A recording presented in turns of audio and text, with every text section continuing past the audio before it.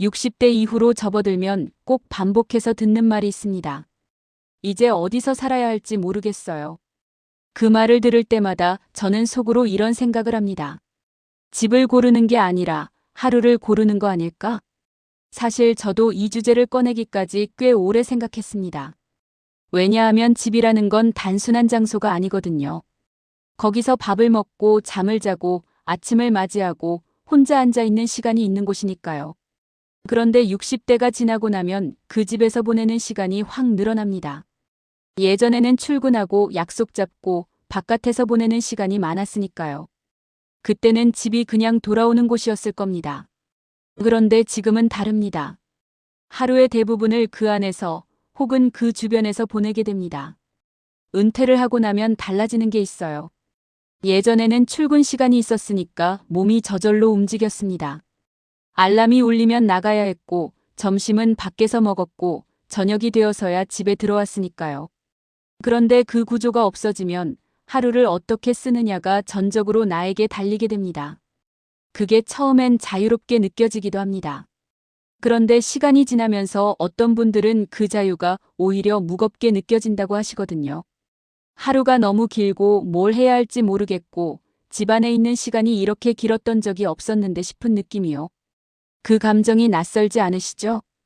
그런데 저는 그게 의지의 문제가 아니라 환경의 문제일 수 있다고 생각합니다. 집안에 있어도 편안하게 있을 수 있는 구조인지, 밖에 나가는 게 자연스러운 환경인지, 동네 자체가 나를 움직이게 만드는 공간인지, 그 차이가 하루를 전혀 다르게 만들거든요. 그러니 어디에 사느냐는 사실 어떻게 사느냐와 거의 같은 말이 됩니다. 오늘은 그 이야기를 해보려 합니다. 어떤 지역이 좋다, 어디로 이사 가라는 이야기가 아닙니다. 지금 내가 사는 공간이 내 몸과 마음에 어떤 영향을 주고 있는지를 함께 살펴보는 이야기입니다. 시니어 품격 학교 함께 공부하실 분은 구독해 두셔도 좋습니다. 오늘 이야기는 크게 5가지 흐름으로 이어집니다. 이건 부동산 이야기가 아닙니다. 이건 하루의 감정을 결정하는 이야기입니다. 이건 집값 이야기가 아닙니다. 이건 몸이 쉬는 조건 이야기입니다. 이건 이사 권유가 아닙니다. 이건 지금 사는 공간을 다시 보는 이야기입니다. 이건 귀촌 이야기가 아닙니다. 이건 내 몸에 맞는 리듬을 찾는 이야기입니다. 이건 넓은 집 이야기가 아닙니다. 이건 마음이 안정되는 조건 이야기입니다. 자, 그럼 시작해 보겠습니다. 소음과 고립, 그리고 접근성. 60대 중반에 한 분이 있었습니다. 자녀들이 다 독립하고 난 뒤 예전에 살던 아파트에 그대로 계셨거든요. 32층짜리 고층 아파트였습니다. 전망은 좋았습니다. 그런데 이상하게도 그분은 매일 아침이 무겁다고 하셨어요. 왜 그런지 처음엔 몰랐습니다. 그런데 얘기를 들어보니까 엘리베이터를 기다리는 시간이 길고 계단을 이용하기엔 무릎이 좋지 않고 밖에 나가려면 준비가 꽤 필요하니까 결국 안 나가게 된다고 하시더군요. 하루 이틀이 아니라 그게 쌓이면서 점점 외출 자체를 안 하게 됐다는 겁니다. 밖에 안 나가니까 햇빛을 못 보고 햇빛을 못 보니까 기분이 가라앉고 기분이 가라앉으니까 더 움직이기 싫어지는 순환이 생긴 거죠. 그분이 어느 날 이런 말씀을 하셨습니다. 아이들한테는 잘 지낸다고 했는데 사실은 이 집에서 점점 갇혀가고 있었던 것 같아요. 그 말이 묵직하게 남았습니다. 나가는 것 자체가 힘들어지면 사람은 스스로 선택의 폭을 줄이게 됩니다. 오늘은 안 나가도 되지, 내일 나가지 뭐, 그러다 보면 어느새 며칠이 지나가 있는 거예요. 그게 의지의 문제가 아니라는 걸 저는 강조하고 싶습니다. 구조의 문제입니다. 환경이 그 선택을 막고 있는 거거든요. 이건 특정 질환을 말하는 게 아니라 많은 시니어 일상에서 반복되는 생활 패턴을 설명하는 이야기입니다. 60대 이후에는 접근성이 생각보다 훨씬 중요한 조건이 됩니다. 접근성이라고 하면 거창하게 들릴 수 있는데 간단하게 말하면 이겁니다. 집에서 나오는 게 쉬워야 한다는 겁니다. 문을 열고 나와서 걷고 싶은 마음이 생기는 환경이어야 한다는 거예요. 계단이 너무 많다거나 엘리베이터가 너무 오래 걸린다거나 밖에 나와도 걸을 데가 없다거나 하면 자연스럽게 집 안에 갇히게 됩니다. 그게 선택이 아니라 구조의 문제라는 거죠. 그리고 소음 이야기도 빠질 수가 없습니다. 도로 옆, 공사 현장 근처, 아이들이 뛰어다니는 소리가 밤까지 이어지는 환경. 젊을 때는 그냥 지나쳤던 것들이 60대를 넘기면 전혀 다르게 느껴지기 시작합니다. 잠을 깊이 자지 못하고 자주 깨고 아침에 일어나도 개운하지 않은 상태가 반복되면 하루 전체가 달라집니다. 이건 예민해진 게 아니에요. 나이가 들수록 수면이 얕아지는 건 자연스러운 변화거든요. 그러니까 소음 환경이 예전보다 훨씬 더 큰 영향을 주게 되는 겁니다. 소음에 대해 조금 더 말씀드릴게요. 우리가 소음이라고 하면 보통 귀에 들리는 것만 생각하시는데 사실 몸이 반응하는 소음은 생각보다 범위가 넓습니다. 낮 동안의 소음도 문제지만 자고 있는 동안의 소음이 더 문제입니다. 의식이 없는 상태에서도 귀는 계속 듣고 있거든요. 그러다 보면 수면 중에 몸이 계속 긴장 상태를 유지하게 됩니다. 자는 것 같아도 사실은 쉬지 못하는 거예요. 그렇게 쌓인 피로가 아침에 몸이 무겁고 이유 없이 짜증이 나고 집중이 안 되는 증상으로 나타납니다. 그러니 지금 사는 곳의 소음 환경이 어떤지 한번 점검해 보시는 게 좋습니다. 특히 자는 방이 어느 방향인지, 창문을 닫아도 소리가 들어오는지, 새벽에 차 소리나 공사 소리가 있는지, 이런 것들이 하루의 질을 결정하는 조건들이거든요. 또 하나가 고립입니다. 고립이라는 말이 좀 무겁게 들릴 수 있지만 제가 말하는 건 이런 거예요. 집 주변에 말 한마디 나눌 수 있는 공간이 없는 경우입니다. 슈퍼, 약국, 작은 공원, 경로당, 복지관. 이런 곳들이 걸어서 갈 수 있는 거리에 있느냐 없느냐가 생각보다 엄청난 차이를 만들어냅니다. 차를 타야만 어딘가 갈 수 있는 환경이라면 차를 운전하기 어려워지는 순간부터 그 사람의 세계가 집 안으로 좁아지기 시작하는 겁니다. 그게 서서히 외로움으로 이어지고 외로움이 몸의 피로로 번지는 경우를 여러 번 봤습니다. 그런데 여기서 한 가지 더 말씀드리고 싶은 게 있어요. 접근성 문제는 단순히 걷는 거리의 문제만이 아닙니다. 심리적인 접근성도 있거든요. 예를 들어서 집 앞을 나서면 이웃과 마주칠 수 있는 구조인지 아니면 아무도 없는 주차장만 펼쳐져 있는 구조인지 그 차이가 은근히 큽니다. 누군가와 마주칠 가능성이 있는 환경에서 사는 사람과 하루 종일 아무와도 마주치지 않을 수 있는 환경에서 사는 사람은 시간이 갈수록 하루의 밀도가 달라집니다. 여기서 한 분 이야기를 드릴게요. 64세 되신 분이었는데 신도시 대단지 아파트에 사셨습니다. 관리가 잘 되어 있고 엘리베이터도 빠르고 편의시설도 가까웠어요. 그런데 이상하게도 이웃을 한 명도 모른다고 하셨습니다. 7년을 그 아파트에 살면서 옆집 얼굴을 한 번도 제대로 본 적이 없다고요. 복도에서 마주쳐도 서로 그냥 지나친다고 하셨어요. 처음엔 그냥 현대사회가 다 그런 거라고 생각하셨답니다. 그런데 어느 날 아파트 관리비를 낼 때 관리소 직원과 잠깐 인사를 나눴는데 그날 하루가 유난히 가볍게 느껴졌다고 하시더군요. 그 짧은 대화 한마디가 그날의 무게를 바꿔놓은 거예요. 그분이 그 이야기를 하시면서 이렇게 말씀하셨습니다. 내가 이렇게 말 한마디에 목말라 있었던 줄 몰랐어요. 그 말이 오래 기억에 남았습니다. 60대 이후에는 소통의 양이 줄어드는 게 아니라 소통의 질이 중요해집니다. 길게 이야기하지 않아도 됩니다. 마주쳤을 때 눈인사라도 나눌 수 있는 이웃이 있다는 것, 그것만으로도 하루가 달라지거든요. 그러니까 집을 고를 때 동네 분위기, 오래 살고 있는 사람들이 많은지, 주민들이 공간을 함께 쓰는지 이런 부분들을 한 번쯤 살펴보시는 게 좋습니다. 오늘 이야기는 집의 크기가 아니라 공간이 만드는 리듬 이야기였습니다. 정리하면 하나가 바뀌면 다른 하나가 따라옵니다. 나가기 쉬운 환경이 되면 몸이 먼저 반응하거든요. 자연과 걷기, 그게 왜 중요한가? 사람은 생각보다 많이 환경의 영향을 받습니다. 특히 60대 이후에는 그 영향이 더 직접적으로 나타납니다. 젊을 때는 바깥에서 많은 자극을 받으며 살았기 때문에 집에 있는 시간이 짧았어요. 그러니 집이 어떤 환경이든 동네가 어떤 분위기든 별로 느끼지 못하고 지나갔습니다. 그런데 하루 대부분을 집 안과 그 주변에서 보내게 되면 그 환경이 그대로 내 몸과 마음에 스며들기 시작합니다. 풍경이 주는 자극, 걸을 수 있는 공간, 나무나 물이 보이는 환경. 이런 것들이 예전에는 그냥 배경이었다면 이제는 하루의 조건이 됩니다. 이번엔 조금 다른 분 이야기를 해드리겠습니다. 67세, 은퇴한 지 3년이 된 분이었는데요. 처음엔 시내 중심가 오피스텔에 사셨어요. 교통도 편하고 뭐든 가까웠습니다. 그런데 1년이 지나고 나서 본인 스스로가 느꼈다고 하시더군요. 뭔가 계속 긴장이 풀리지 않는다고요. 편한 것 같은데 편하지 않다는 느낌이라고 하셨습니다. 그래서 어느 날 지인의 권유로 외곽 쪽 저층 주택단지로 이사를 했습니다. 고층이 아니라 2층짜리 단지 안에 작은 산책로가 있는 곳이었어요. 처음엔 여기서 뭘 하나 싶었다고 합니다. 그런데 한 달이 지나면서 변화를 느끼셨다고 했어요. 아침에 일어나면 자연스럽게 밖을 나가게 되더라고요.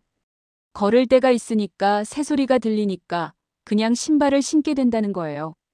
그게 운동이라서가 아니라 그냥 나가고 싶어지는 환경이었던 겁니다. 그분이 이런 말씀을 하셨어요. 아, 내가 긴장한 게 아니라 환경이 나를 긴장시키고 있었던 거구나. 그 말이 오래 기억에 남았습니다. 자연이 가까운 환경에서는 눈의 긴장이 풀립니다.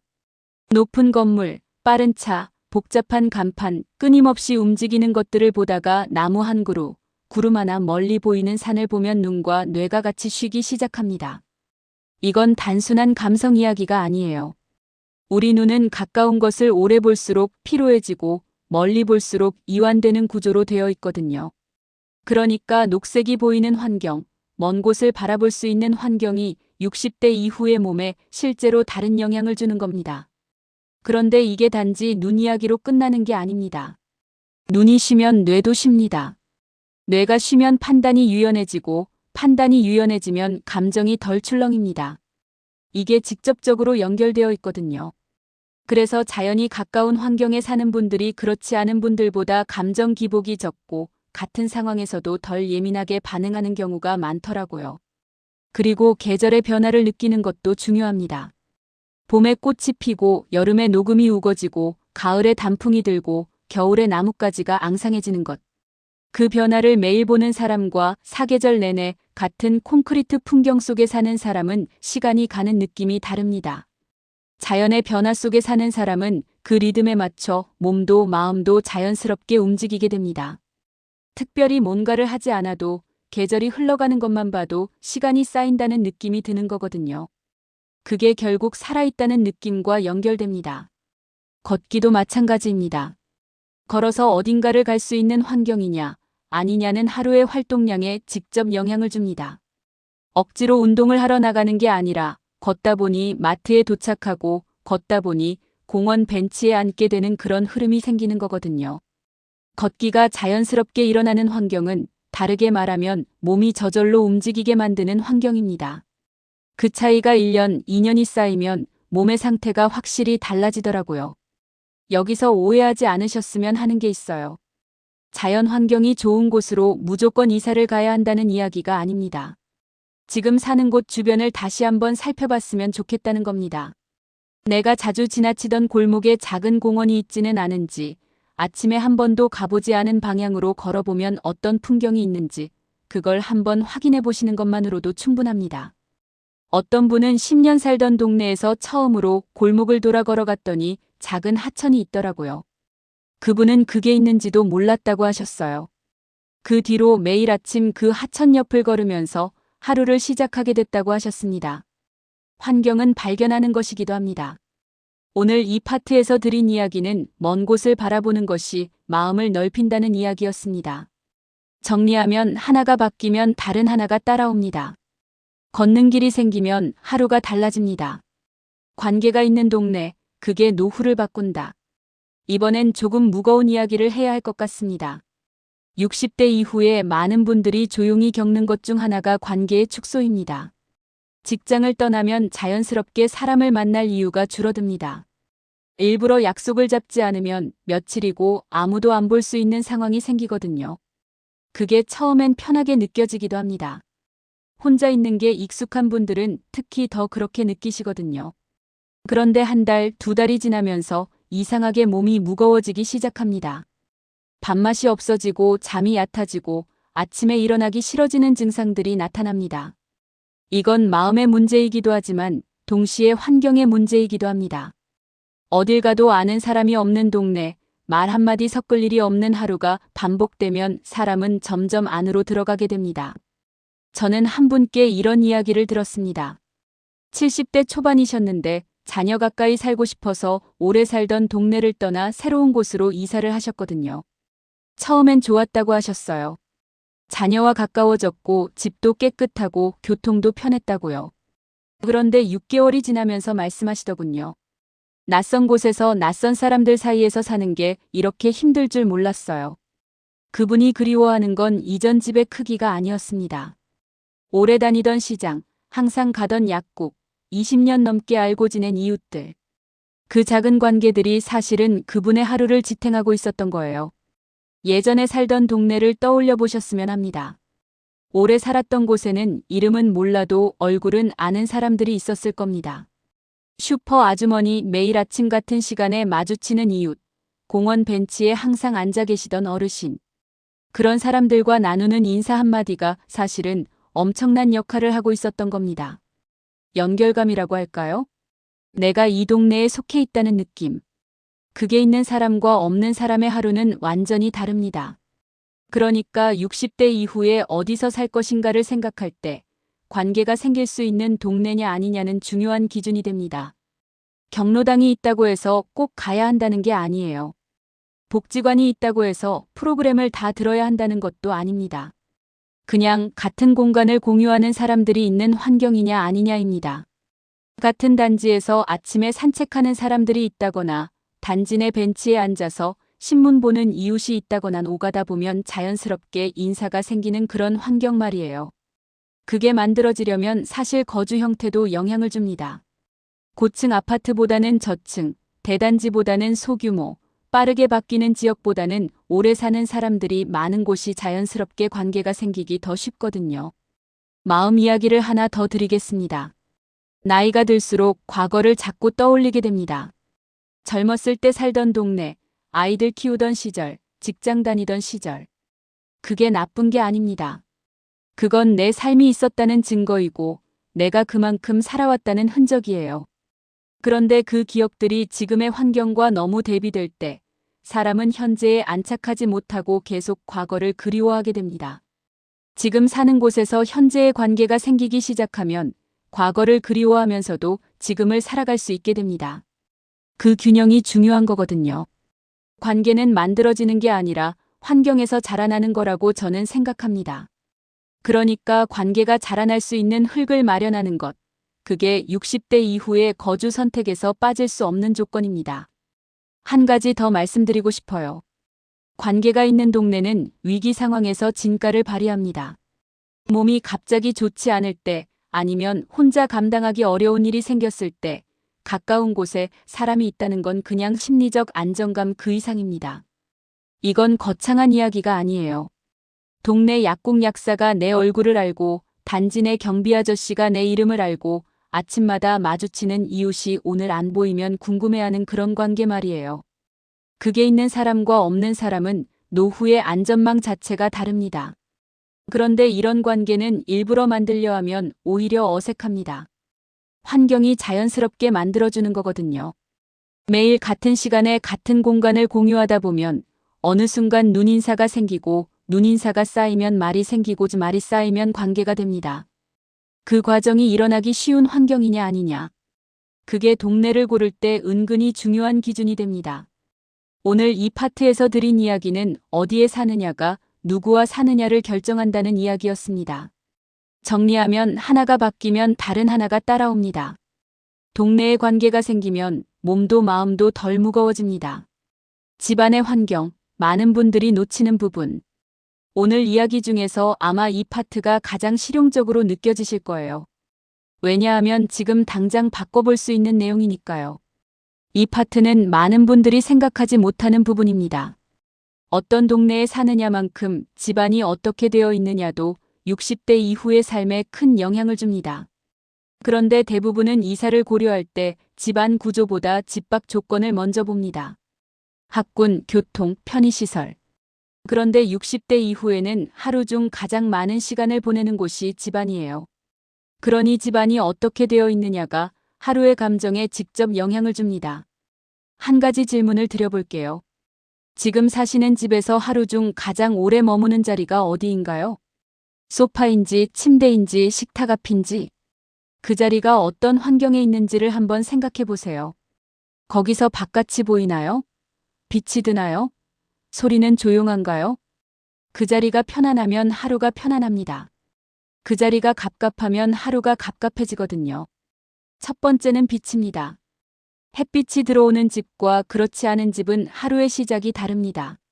아침에 자연스럽게 밝아지는 공간에서 눈을 뜨는 것과 형광등을 켜야만 밝아지는 공간에서 하루를 시작하는 건 확실히 다르거든요. 햇빛은 수면 리듬을 잡아주고 기분을 안정시키는 데 영향을 줍니다. 그래서 가능하다면 남양 혹은 오전에 빛이 잘 드는 구조의 공간이 60대 이후에 더 중요해지는 겁니다. 두 번째는 동선입니다. 동선이라는 말이 낯설 수도 있는데 쉽게 말하면 집안에서 이동하는 경로가 얼마나 편하냐입니다. 화장실이 너무 멀다거나 방과 주방 사이에 턱이 있다거나 좁아서 항상 몸을 틀어야 한다거나 하는 구조는 나이가 들수록 불편함을 넘어서 피로감을 만들어냅니다. 젊을 때는 몸이 알아서 맞춰줬지만 60대 이후에는 집이 몸에 맞춰줘야 합니다. 이건 고급 인테리어 이야기가 아니에요. 자주 쓰는 물건이 손 닿는 높이에 있는지, 자주 가는 곳까지 걸리는 걸림돌이 없는지 그 정도를 점검해 보시는 것만으로도 충분합니다. 세 번째는 조용함입니다. 집안에 조용한 구석 하나가 있느냐 없느냐가 생각보다 큰 역할을 합니다. 텔레비전을 꺼도 바깥 소리가 들어와도 앉아서 그냥 숨을 고를 수 있는 자리. 그게 있는 사람과 없는 사람의 하루 피로도가 다릅니다. 시끄러운 환경에서는 긴장이 쌓입니다. 자기도 모르게 계속 신경이 곤두서 있는 상태가 되거든요. 그게 쌓이면 몸이 늘 무겁고 이유 없이 짜증이 나고 잠도 잘 안 오는 상태로 이어집니다. 그러니 집안에 조용한 공간 하나를 만드는 것, 그게 60대 이후에 꽤 중요한 투자입니다. 이걸 정리하면 이렇습니다. 빛, 동선, 조용함. 이 세 가지가 집안에 갖춰져 있는 환경은 몸이 쉬는 조건을 만들어줍니다. 조금 더 구체적으로 말씀드릴게요. 빛의 경우 지금 사는 집에서 오전에 햇빛이 드는 자리가 어딘지 한번 확인해 보시면 좋겠습니다. 그 자리에 앉는 의자 하나를 두거나 자주 머무는 공간을 그쪽으로 옮기는 것만으로도 달라지는 게 있습니다. 매일 아침 같은 자리에서 같은 빛을 받으면 몸의 리듬이 잡힙니다. 그게 수면에도 영향을 주고 식욕에도 영향을 줍니다. 동선의 경우 지금 집에서 가장 자주 이동하는 경로를 한번 따라가 보세요. 침대에서 화장실까지, 부엌에서 식탁까지, 거실에서 현관까지. 그 사이에 불필요하게 걸리는 것들이 있다면 치우시면 됩니다. 물건이 많아서 이동이 불편하다면 그 물건을 줄이는 것이 안전과 직결됩니다. 60대 이후에는 낙상이 생각보다 큰 변수가 되거든요. 집안에서 미끄러지거나 걸려 넘어지는 일이 생기지 않도록 자주 다니는 길만큼은 깔끔하게 비워두시는 게 좋습니다. 조용함은 만들 수 있는 경우도 있습니다. 바깥 소음이 심하다면 두꺼운 커튼 하나가 의외로 큰 차이를 만들어냅니다. 아니면 집안에서 가장 조용한 구석이 어디인지 찾아두시고 그 자리를 나만의 쉬는 자리로 정해두는 것도 방법입니다. 대단한 게 필요한 게 아니에요. 그냥 텔레비전 소리 없이, 전화 없이 10분이라도 앉아 있을 수 있는 자리 하나면 됩니다. 그 10분이 하루의 긴장을 내려놓는 시간이 됩니다. 오늘 이 파트는 집밥만큼 집안이 중요하다는 이야기였습니다. 정리하면 하나가 바뀌면 다른 하나가 따라옵니다. 빛이 드는 아침이 생기면 하루의 무게가 달라집니다. 덜어내는 삶으로. 지금까지 4가지 이야기를 했습니다. 나가기 쉬운 환경, 자연과 걷기가 있는 환경, 관계가 생기는 동네, 빛과 동선과 조용함이 있는 집안. 이 4가지가 60대 이후에 몸과 마음이 필요로 하는 조건들이라고 말씀드렸는데요. 그런데 이걸 들으시면서 이런 생각을 하신 분들이 계실 것 같아요. 나는 지금 이 중에 하나도 없는 것 같은데. 그렇게 느끼셨다면 잠깐 멈춰주시면 좋겠습니다. 한꺼번에 다 바꾸려 하면 아무것도 못 바꿉니다. 오늘은 하나만 골라보세요.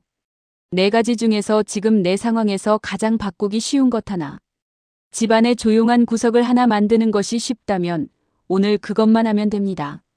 아침에 다른 방향으로 걸어보는 것이 쉽다면 내일 아침 그것만 해보면 됩니다. 작은 변화 하나가 다음 변화의 문을 열어주거든요. 그게 쌓이면 환경이 달라지기 시작하고 환경이 달라지면 하루가 달라집니다. 그리고 한 가지 더 말씀드리고 싶어요. 지금 사는 곳이 아무리 좋지 않은 환경이라도 내가 그 안에서 무엇을 선택하느냐는 여전히 내 손에 있습니다. 환경이 나를 완전히 결정하는 게 아니에요. 환경은 방향을 만들어줄 뿐이고 그 안에서 한 발을 어디로 내딛느냐는 내가 정하는 겁니다. 그러니 오늘 이야기가 무겁게 느껴지셨다면 가장 가벼운 것 하나부터 시작해 주세요. 여기까지 이야기를 듣고 나면 이런 생각이 드실 수도 있습니다. 그러면 어디로 가야 하냐고요? 저는 그 질문에 이렇게 답하고 싶습니다. 지금 당장 어디로 가야 한다는 이야기가 아니었습니다. 지금 사는 곳을 다시 한번 천천히 들여다보셨으면 좋겠다는 이야기였습니다. 60대 이후의 삶은 더 채우는 방향이 아니라 덜어내는 방향으로 가게 됩니다. 더 큰 집, 더 좋은 동네, 더 많은 시설이 아니라 나가기 쉬운 환경, 걷고 싶은 길, 말 한마디 나눌 수 있는 이웃, 빛이 드는 아침. 그런 것들이 60대 이후의 몸과 마음에 진짜 필요한 조건들입니다. 그런데 많은 분들이 이 조건들이 이미 내 주변에 있음에도 발견하지 못하고 지나치시는 경우가 많더라고요. 너무 바쁘게 살다 보니 내 동네를 한 번도 제대로 걸어본 적이 없는 거예요. 오늘 이 이야기를 들으신 뒤에 한 가지만 해보시면 좋겠습니다. 평소에 다니지 않던 방향으로 한번 걸어보세요. 10분이면 충분합니다. 그 걸음이 내 환경을 새롭게 발견하는 시작이 될 수 있거든요. 지금은 멈춰도 됩니다. 지금은 줄여도 괜찮습니다. 서두르지 않아도 됩니다. 지금도 늦지 않았습니다. 내가 사는 공간을 억지로 바꾸려 하지 않아도 됩니다. 다만 오늘 집에 들어오시면 한번 살펴봐 주세요. 아침에 햇빛이 드는 자리가 있는지, 신발 신고 문을 나서기까지 얼마나 걸리는지, 조용하게 앉아 숨을 고를 수 있는 구석이 있는지. 그 세 가지만 확인해도 오늘 이야기의 절반은 가져가신 겁니다. 오늘 이야기를 정리해 드릴게요. 60대 이후에 어디서 사느냐는 단순히 주소의 문제가 아닙니다. 나가기 쉬운 환경이 몸을 움직이게 하고 자연이 보이는 길이 마음을 이완시키고 관계가 생기는 동네가 외로움을 줄이고 빛과 조용함이 있는 집이 수면과 기분을 안정시킵니다. 이 네 가지가 갖춰진 환경은 60대 이후의 삶을 구조적으로 받쳐줍니다. 이건 돈의 문제가 아니에요. 이건 선택의 문제입니다. 그리고 그 선택은 아직 우리 손에 있습니다. 오늘 이야기에서 기억하셨으면 하는 게 하나 있어요. 환경은 나를 기다려주지 않습니다. 좋은 환경 속에 있으면 자연스럽게 몸이 움직이게 되고 그 흐름이 쌓이면 하루의 색깔이 달라집니다. 반대로 나를 위축시키는 환경 속에 계속 있으면 내 의지와 상관없이 점점 안으로 들어가게 됩니다. 그러니까 환경을 점검하는 것, 그게 사실은 내 삶을 점검하는 일이기도 합니다. 다만 건강 상태는 개인차가 크니 치료나 약 처방은 의료진의 안내를 따르셔야 합니다. 오늘 이 이야기가 내 상황과 맞닿아 있다고 느끼신다면 지금 사는 공간을 한 번만 다시 봐주십시오. 큰 변화가 아니어도 됩니다. 작은 것 하나가 바뀌면 하루가 달라지기 시작합니다. 마무리. 환경은 말이 없습니다. 그런데 조용히 매일 우리 몸에 영향을 줍니다. 좋은 환경이라는 건 거창한 게 아닙니다. 아침에 나가고 싶고 걷다 보면 누군가와 눈이 마주치고 집에 돌아오면 빛이 있고 저녁이 조용한 곳. 그런 곳이 60대 이후의 몸과 마음이 필요로 하는 환경입니다. 저는 오랫동안 여러분들을 지켜보면서 하나를 느꼈습니다. 살기 좋은 곳이 좋은 노후를 만드는 게 아니더라고요. 내 몸에 맞는 곳에서 사는 사람이 더 편안해 보이더라고요. 그게 비싼 집이 아니어도 됩니다. 넓은 집이 아니어도 됩니다. 그냥 내가 나가고 싶은 아침이 있고 걷다 보면 기분이 풀리는 길이 있고 돌아오면 쉴 수 있는 공간이 있는 곳이면 됩니다. 그게 지금 내가 사는 곳에 이미 있을 수도 있습니다. 오늘 이야기를 들으시고 혹시 우리 동네가 그런 곳 같은데 라는 생각이 드셨다면 그 동네가 맞는 겁니다. 혹시 우리 동네는 그런 곳이 아닌데 라는 생각이 드셨다면 오늘이 한번 살펴보는 계기가 됐으면 합니다. 바꾸기 어려운 것이 있고 바꿀 수 있는 것도 있습니다. 집안에서 의자 위치 하나를 바꾸는 것, 아침에 다른 방향으로 걸어보는 것, 엘리베이터 대신 계단을 1층만 내려와 보는 것. 그런 작은 변화가 하루의 리듬을 바꾸기 시작합니다. 오늘 영상이 마음에 닿으셨다면 구독해두세요. 다음은 더 구체적으로 정리해드릴게요. 나이는 선택할 수 없습니다. 하지만 어떤 공간에서 어떤 리듬으로 살아갈지는 지금도 우리가 고를 수 있습니다. 그 선택이 품격이 됩니다. 감사합니다.